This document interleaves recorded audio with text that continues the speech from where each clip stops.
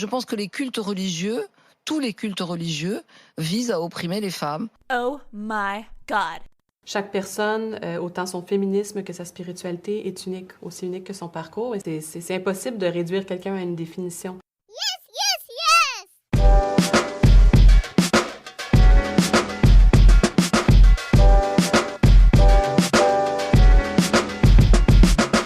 Dieu avec un E, le podcast féministe et croyant.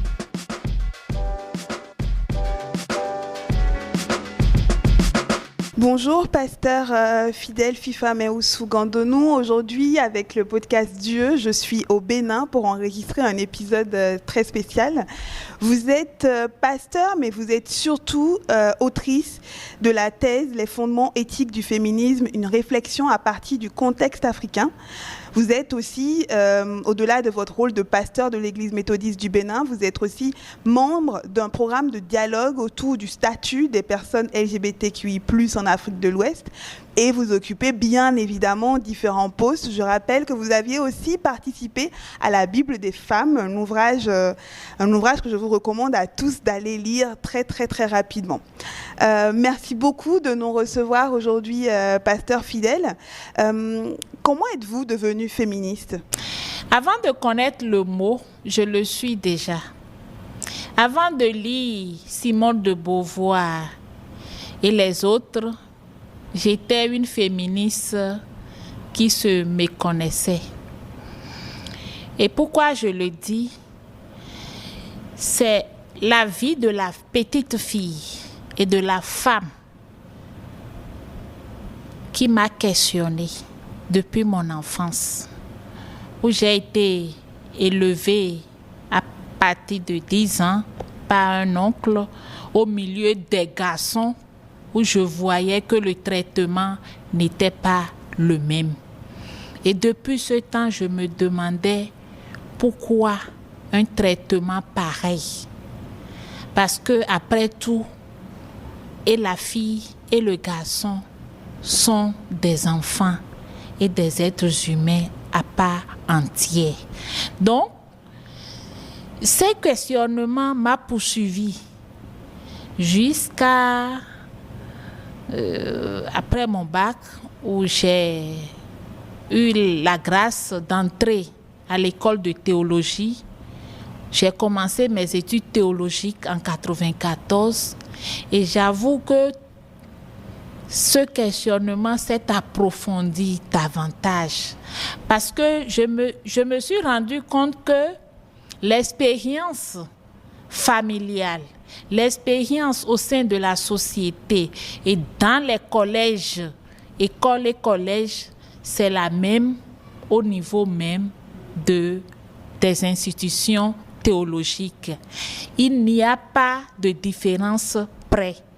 Et c'est là où j'ai commencé par réfléchir et au moment de soutenir mon mémoire de licence, j'ai fait une analyse sur le texte qui parle de la soumission de la femme parce que c'est un texte qui est partout, on en parle et quand une femme seulement dit tais-toi, la femme doit se soumettre. Donc ça m'a fait un tic et je suis allée voir un peu ce que c'est. Je l'ai intitulé de la soumission à l'amour. Et j'ai souvent l'habitude de dire il est facile de se soumettre, mais il est plus difficile d'aimer. Donc, je vais dire c'est de cette manière que je suis devenue. Je ne veux pas dire que c'est une révolution, une révolte, mais pour dire le monde de système dans lequel nous vivons nous amène, nous les femmes, à nous demander pourquoi. Pourquoi? Et ce pourquoi m'a amené à faire des recherches doctorales sur le féminisme et voir les bases éthiques du féminisme, sur quoi le féminisme est fondé. Et je constate que le féminisme n'est que un mouvement, et au-delà d'un mouvement, une vie qui se veut juste, une vie qui se veut épanouissante, une vie à la lumière de l'Évangile. la vie en abondance et la vie pour toujours. Donc, pour ma part, le féminisme, être femme, c'est être féministe. Est-ce que tu as eu des rôles modèles, justement? Est-ce qu'il y a des femmes qui t'ont inspirée? Oui, la première femme qui m'a inspirée, c'est ma maman. Et elle, il faut l'avouer, elle n'a pas été à l'école des Blancs. Je dis bien l'école des Blancs. Et elle l'a toujours regretté. Mais c'est une femme vigoureuse, une femme indépendante qui très tôt nous a inculqué l'amour du travail bien fait, l'intégrité et la justice. Elle nous dit, vous savez, la souffrance, oui, fait partie de la nature. La souffrance ne tue pas, vous devez foncer. Quelle que soit la souffrance à laquelle on vous soumet, vous devez foncer. Mais apprenez à dire toujours non à ce qui ne va pas. Il ne faut pas faire semblant. Et vous la voyez toujours à la tâche. Elle n'attend pas qu'on vienne la porter. Et donc, cette vision que j'ai vu ma maman développer, nous a aidé, nous, ses enfants. Et je le dis en ce moment, ça fait 2 ans qu'il est parti, on l'a enterré il y a 2 ans pratiquement. Et donc, hier même, quand j'ai discuté encore avec mes frères, dit vraiment, elle nous manque pour ses valeurs d'intégrité et d'éthique qu'elle nous a inculquées. Donc, mon premier modèle féministe, c'est ma maman. Mais au-delà d'elle, il y a des femmes braves, mes enseignantes. Quand je les vois, la directrice de l'école primaire, c'est des femmes combattantes. Et à l'église aussi, j'ai vu des femmes battantes, mais je n'en ai pas vu de pasteur au départ, avant de dire que je serais pasteur. Je n'en ai pas vu. Mais pour dire, ces femmes m'ont inspiré, pas au féminisme, parce qu'elles n'aiment pas, elles ne se disaient pas féministes. Mais c'est leur vigueur, leur engouement à être indépendant, à porter leur nom et à se valoriser par ce qu'elles font, par leur travail. Et moi, je pense que c'est ça du féminisme. Ma maman, excusez-moi, quand je lui dis « Madame Oussou », elle me dit « Non, je suis Dossou ». Donc, elle dit « C'est son nom qu'elle porte ». Mais celle-là n'a jamais mis pied à l'école.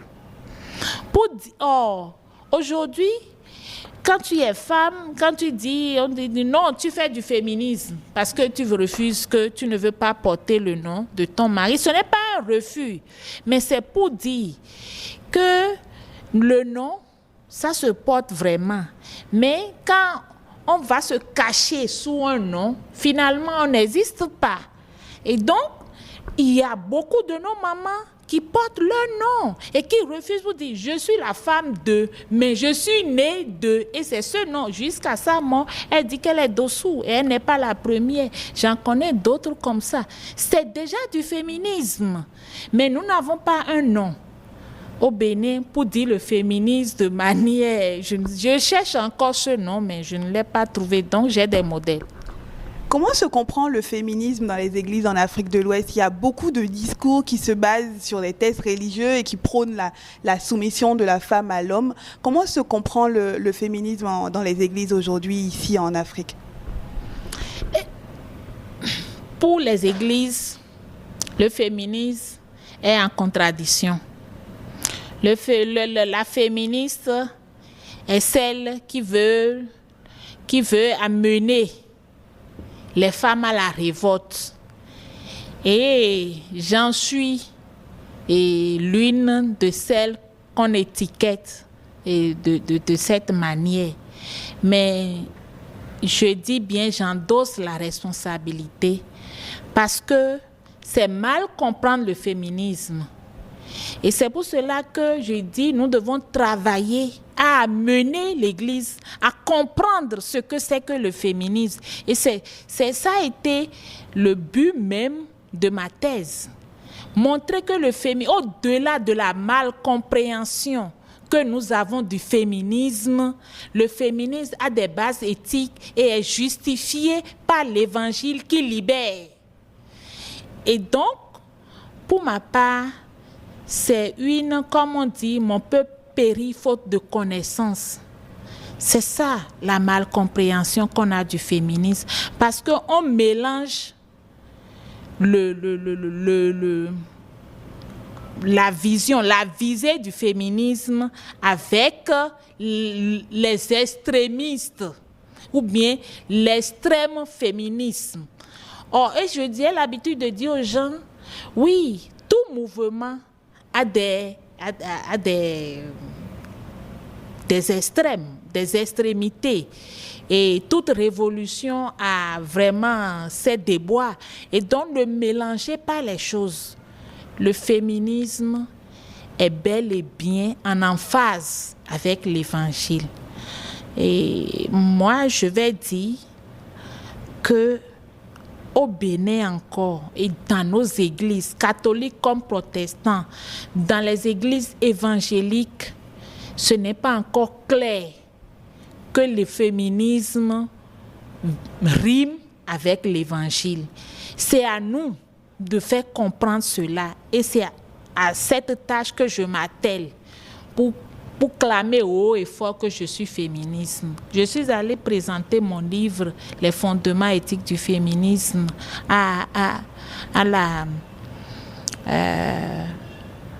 sur la chaîne Canal. J'ai fait un lancement du livre et j'ai fait relayer sur toutes les chaînes. Mais ça ne suffit pas. Ça ne suffit pas. Parce que tout le monde me demande, mais pourquoi ça, à quoi ça sert? Je dis oui, vous ne comprenez pas. Et le problème que pose le féminisme, ce n'est pas le problème de la lutte entre l'homme et la femme. Ce n'est pas le problème du combat. Le féminisme n'est pas un combat contre l'homme en tant qu'image de Dieu. Mais c'est un combat contre le système accaparé par les hommes pour anéantir et nier l'image de Dieu en la femme. Et donc, pour ma part, c'est une ignorance de la part des hommes de dire que le féminisme est un combat contre les hommes. Alors, dans une interview, tu faisais un rapide historique du féminisme chrétien, en tout cas religieux en Afrique. Tu parlais justement de la présence d'un féminisme qui était qualifié de laïque, qui est né dans les années 1989 par Mercy Amba Oduyoye. Tu en parlais. Est-ce que tu peux revenir brièvement sur cette histoire-là pour nous? Oui, le féminisme qui est né avec Amba Oduyoye, ce n'est pas un féminisme laïque, mais c'est un féminisme,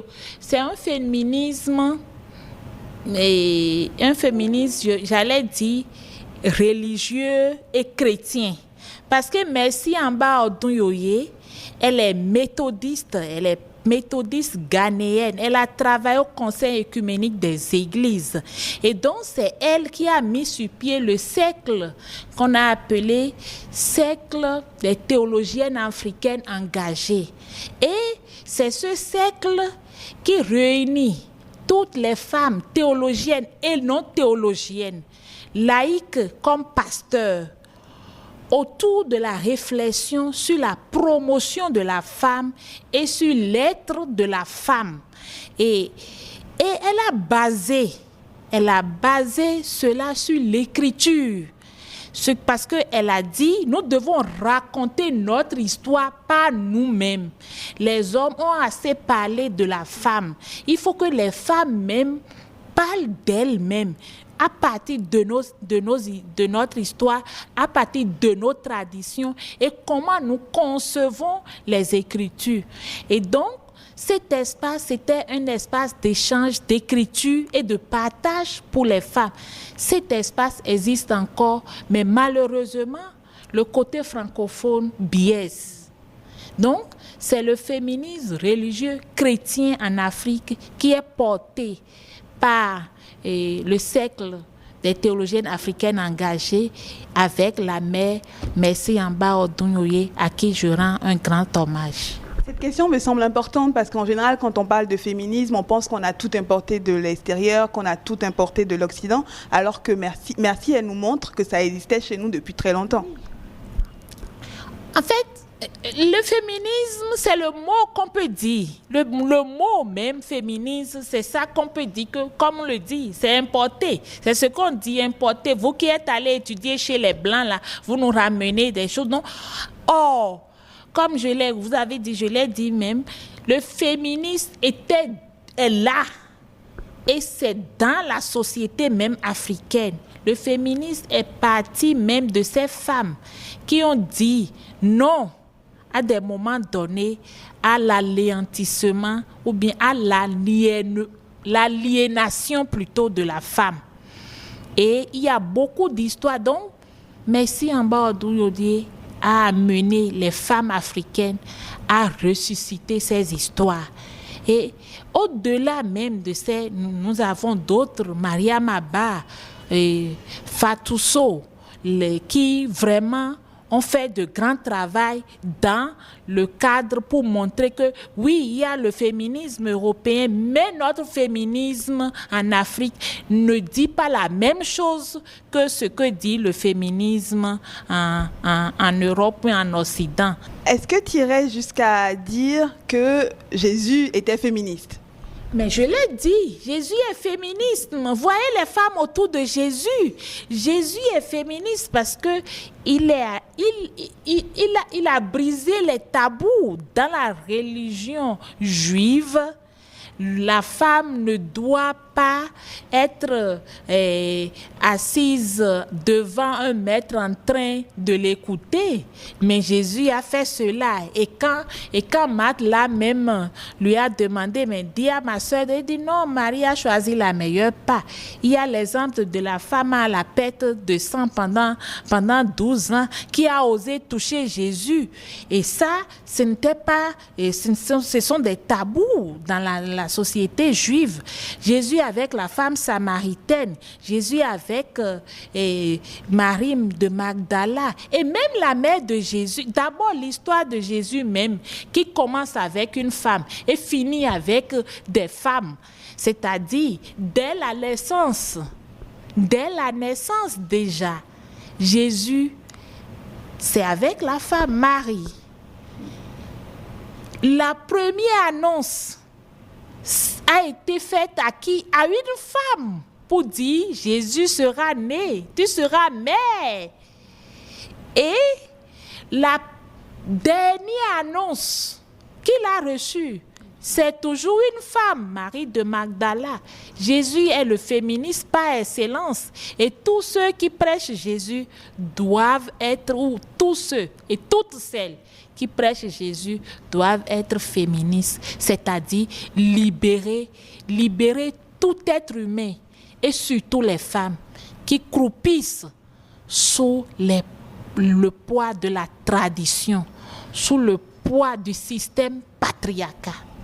Comment concilies-tu le rôle de pasteur, de femme, de féministe dans un contexte africain et surtout, comment se vit concrètement le féminisme dans les églises en Afrique de l'Ouest? D'ailleurs, est-ce qu'il peut réellement exister? Comment arrives-tu à exister dans ce contexte-là? La question que vous me posez, elle est dure. Hein? Est-ce que j'existe? Je suivis plutôt. Parce que c'est un combat de tous les jours. C'est un combat de tous les jours. Hé, toi, tais-toi. Hé, tu nous dis quoi? Tu vas soulever nos femmes. Non, au même moment, tu as d'autres qui te disent fonce. Et généralement, c'est des hommes aussi qui t'encouragent pour dire vas-y, mais ce que tu dis là, c'est vrai. Quand nous observons, c'est de la réalité. Mais vas-y. Vous savez, depuis que je suis rentrée au Bénin, et après ma thèse en 2014, j'ai commencé par dire à mes collègues pasteurs femmes, créons notre espace. En dehors des réunions avec statutaires, créons notre espace de femmes et commençons par réfléchir. Ça n'a pas été facile. Mais nous y allons et elles ont commencé par comprendre. On est déjà à notre 5e rencontre. On l'a intitulé Retraite des femmes pasteurs.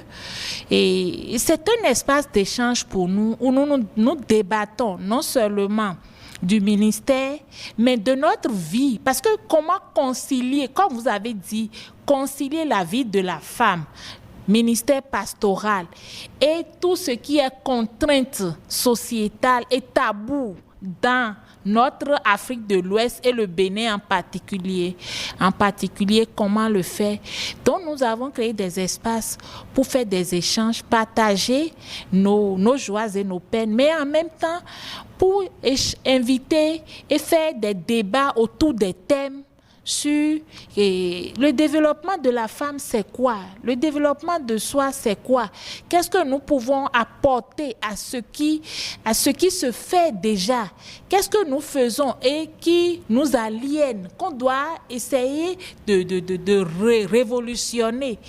Pourquoi ne pas chercher à avancer? Et moi, je vous assure, je suis en train de noter des évolutions au niveau des collègues et quand dernièrement j'ai dit bon, vous allez changer de coordonnatrice, je suis maintenant, ils disent non, on doit continuer. Donc pour vous dire, ce n'est pas facile, mais c'est pas le travail et le travail quotidien, le travail le travail bien fait. Et également, par la posture, ta posture. Moi, j'ai dit, je vous fais un peu de confidence. Et mes premières années au ministère, je n'avais pas de modèle. Et tu dois t'habiller comme les hommes en veste, tout ça là. J'ai dit, vous l'avez constaté d'ailleurs, j'ai dit non, je suis allée voir ma couturière, je lui ai dit, tu sais, tu vas me faire des tenues avec la marque féminine, par exemple. Et pour dire, je suis pasteur, mais je ne suis pas pasteur, on ne doit pas me regarder comme pasteur, comme on regarde les hommes.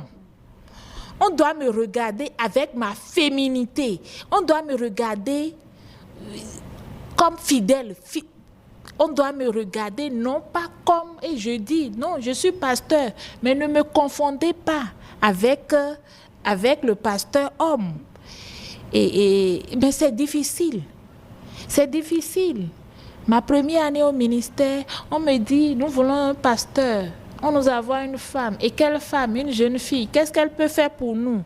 Mais 3 ans après, parce qu'en 98, il disait ça, 2001, quand on leur a tendu le micro encore pour vous, on a affecté votre pasteur que, vraiment, c'est une Amazone. Donc, pour dire, ce n'est pas le travail bien fait et pas notre posture que nous pouvons amener le changement. L'autre chose que j'ai encore adoptée, c'est l'écriture. Parce qu'il faut laisser des traces. Et j'avoue que c'est la lecture et les recherches qui m'ont amené à approfondir et à répondre aux questionnements de l'enfance. Donc, nous devons vraiment écrire et amener nos sœurs à aimer le travail et à aimer se mettre ensemble. Parce que quoi? On a toujours mis dans notre tête que quand les femmes se mettent ensemble, ça ne marche pas. Et moi, j'ai dit, nous devons leur montrer que non, quand nous sommes ensemble, nous avançons. Effectivement, c'est ce qui se passe maintenant. Même dans mon bureau à Lomé, nous avons créé le groupe des femmes. On a appelé, parce que dans l'institution, il y a plusieurs, dans l'appartement où nous occupons, il y a plusieurs institutions. Et nous avons mis sur pied le groupe des femmes qu'on a appelé Atin Women. Donc, pour dire, les femmes, il faudrait aussi que nous puissions nous puissions changer cette mentalité qui dit que quand les femmes se mettent ensemble, c'est pour gâter. Non, les femmes ne se mettent pas ensemble pour gâter. La femme qui est porteuse de vie ne vient pas gâter. Donc, il faudrait qu'on change cette mentalité. Et d'abord, commencer par changer cette mentalité au niveau des femmes elles-mêmes. Parce qu'on a passé beaucoup de temps à nous inculquer cette mentalité et ça va de soi. Quand tu parles, c'est comme ça, a été toujours comme ça. Ça a été toujours comme ça. Ce qui a été toujours comme ça, est-ce que c'est ce qui est bien? Non, ce qui a été toujours comme ça, ce n'est pas ce qui est bien. Est-ce que tu es bien dans ta posture? Non. Si tu n'es pas bien dans ta posture, lève-toi et défends-toi.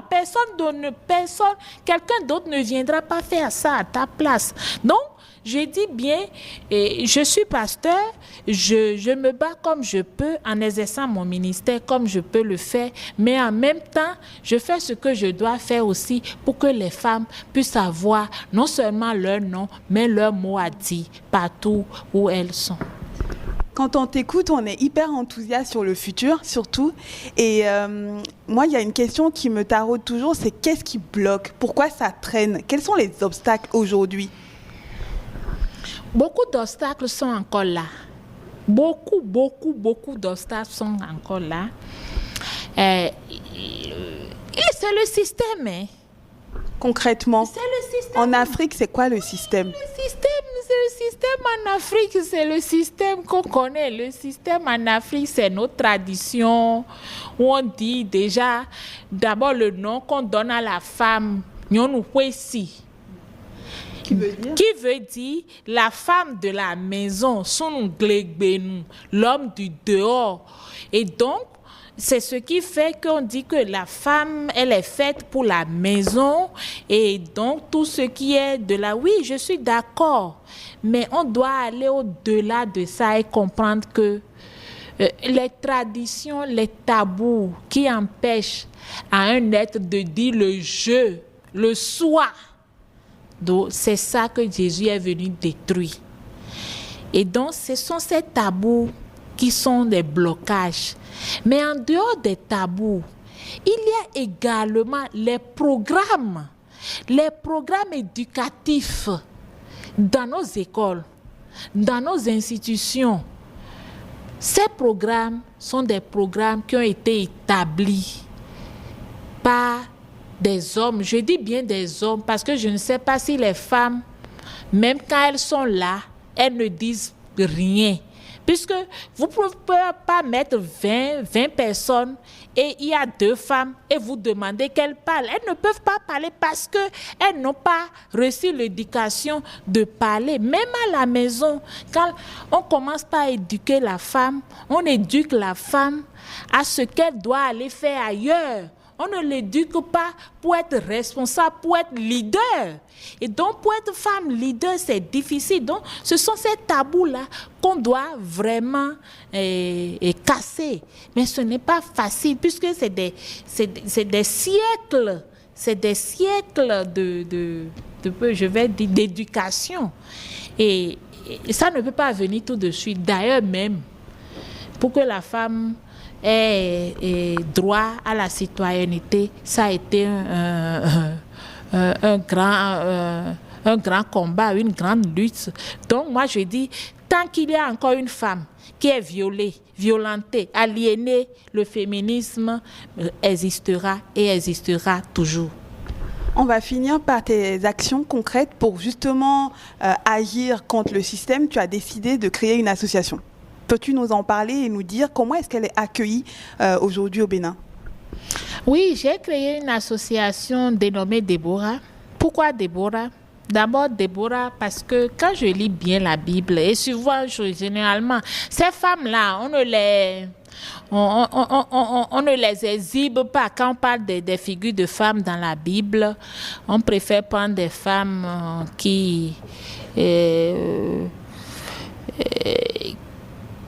ne sont pas trop leaders, pour nous donner des exemples, ou des femmes qui ont, par exemple la femme d'Ananias, pour dire des femmes qui ont posé de mauvais actes. C'est souvent ça qu'on sort. Mais Déborah, Elle est juge, prophétesse. Et elle a régné pendant des années, 40 même. Et c'est une femme mariée. Dans notre société, on met dans la tête des femmes mariées que vous ne pouvez pas évoluer et vous ne pouvez rien faire. En même temps, on met dans la tête des jeunes filles, quand elles sont en train d'étudier, si tu ne vas pas vite te marier, toi tu ne peux plus évoluer, tu ne peux plus rien faire. Et donc on met le mariage pour bloquer tout. Et finalement, la femme se cantonne sur ça. Non, le mariage, la maternité n'est pas un blocage pour être leader et pour être leader dans la société et être utile à sa nation. Et donc c'est pour cela on a créé notre association appelée Déborah pour vraiment faire la promotion du leadership féminin pour que la femme soit capable à côté de l'homme, avec ses compétences, participer pleinement à la vie de la société, en passant par l'église d'ailleurs, parce que d'abord je suis à l'église. Donc nos mouvements, nos actions, c'est des actions de mobilisation, de sensibilisation, de formation et en même temps d'accompagnement.